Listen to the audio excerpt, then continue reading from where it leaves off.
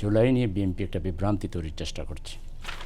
জুলাই সনদে পরিষ্কার বার্তা হলো সংবিধান সংস্কার পরিষদ গঠন করতে হবে, সংবিধান সংস্কার পরিষদের শপথ নিতে হবে।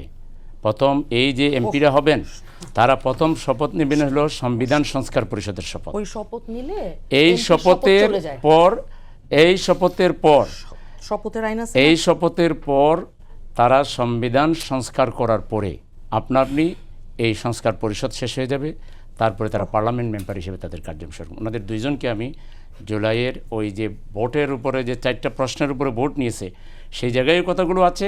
আর চার্টারের অনুচ্ছেদ 8 আমি আবারও বলে দিচ্ছি, ওনার নোট নিয়ে যাক। অনুচ্ছেদ 8 তফসিল 1-এ পরিষ্কার করে বলা হয়েছে যে এইটাতে যারা এই নির্বাচনে জয়ী হবেন তারা প্রথমে পার্লামেন্ট মেম্বার হিসেবে শপথ নেবেন না, প্রথমে নেবেন সংবিধান সংস্কার পরিষদ। 180 দিনের ভিতরে সংবিধান সংস্কার শেষ হলেই দেন আপনি ওনারা পার্লামেন্ট মেম্বার হিসেবে শপথ নেবেন।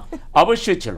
আপনি আজকে ভাইয়া আপনি একজন আমি মনে করি সচেতন মানুষ, আপনি আজকে যাইয়া পড়বেন, পরে আপনি আলাদা আমার সাথে কথা বলিয়ে।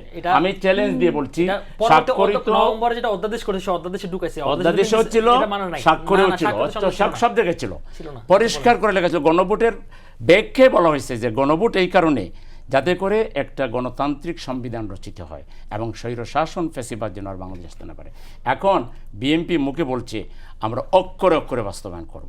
এটা জাস্ট একটা মানে কি বলবো, এটা পালন করছে না, মানে অক্ষরে অক্ষরে বাস্তবায়ন মুখে বলছে, কিন্তু শুরুতেই বিসমিল্লাহ তো গেল, এখনো সময় আছে। 180 দিন পার হয়নি, এগুলো তো দরকার নাই ভাই।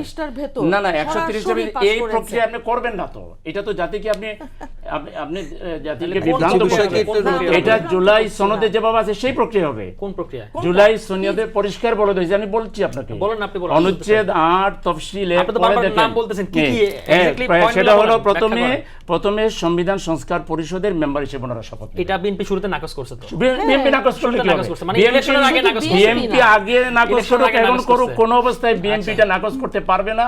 এটা 70% মানুষের ভোটে এই রায় এসেছে, ওতে বিএনপি কে এই অথরিটি ভোটাররা দেয়নি যে বিএনপি এটা বাতিল করতে পারবে।